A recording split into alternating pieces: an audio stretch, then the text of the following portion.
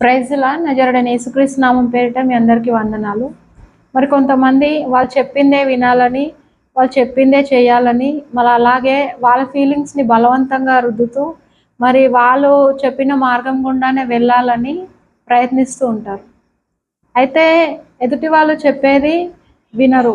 వినిపించుకోవాలన్న మనసు ఉండదు. వాళ్ళు చెప్పిన మరి వాళ్ళలాగా వీళ్ళకి కూడా ఫీలింగ్స్ అనేది ఉంటది కదా అని మర్చిపోతారనమాట.